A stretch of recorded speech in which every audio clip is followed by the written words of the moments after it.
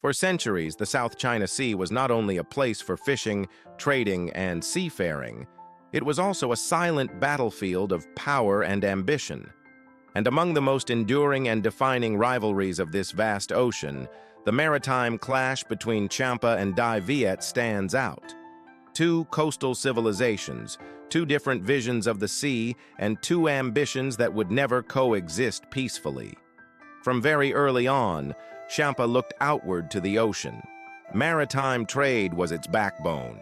International ports were its lifeblood.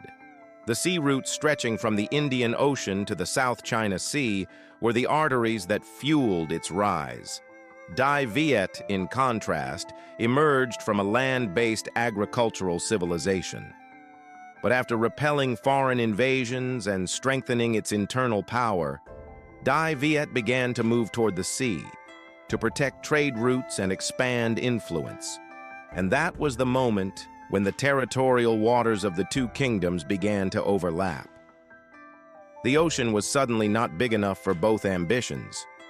From the 11th to the 15th century, the relationship between Champa and Dai Viet was locked between trade, tension, and confrontation. The reasons were layered and complex. Control over maritime trade routes, from which Champa gained immense wealth by taxing merchant ships. Access to rich fishing grounds and marine resources, such as edible birds' nests and valuable sea products. Competition over distant island territories with strategic value, the very regions we know today as the Paracel and Spratly Islands. And perhaps the most sensitive factor of all, piracy and coastal raids. Champa viewed maritime control as a rightful sovereignty. Dai Viet viewed Champa's interventions as a direct threat to its economic and territorial security. Thus, suspicion became pressure, and pressure became war.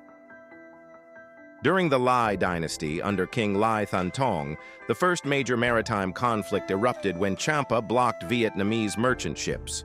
The capture of King Che Cu marked the first time an economic dispute on the sea evolved into military retaliation. And that was only the beginning. During the Tran dynasty, maritime confrontations intensified.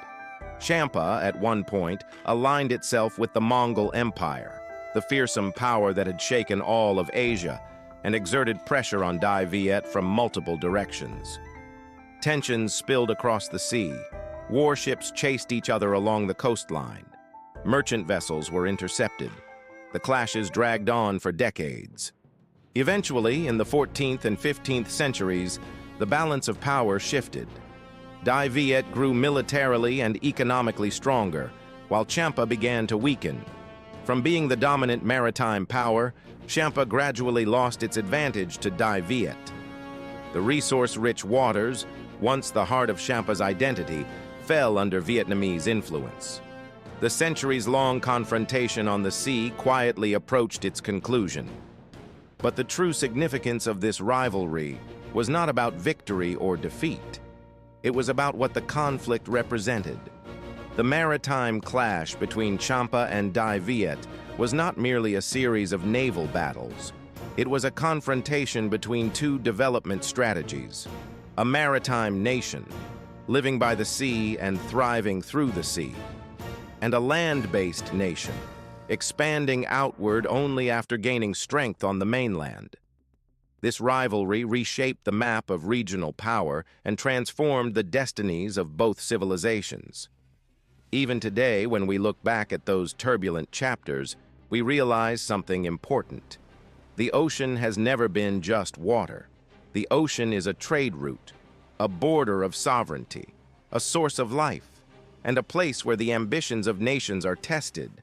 And a crucial question remains, a question that will lead us to the next episode.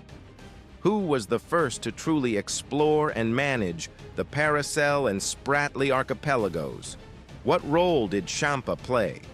And when did Dai Viet officially enter these distant waters? We will uncover the truth in the next chapter of our journey through history. Because every wave carries a fragment of the past. This is the legacy across time. Thank you for watching, and see you in the next episode.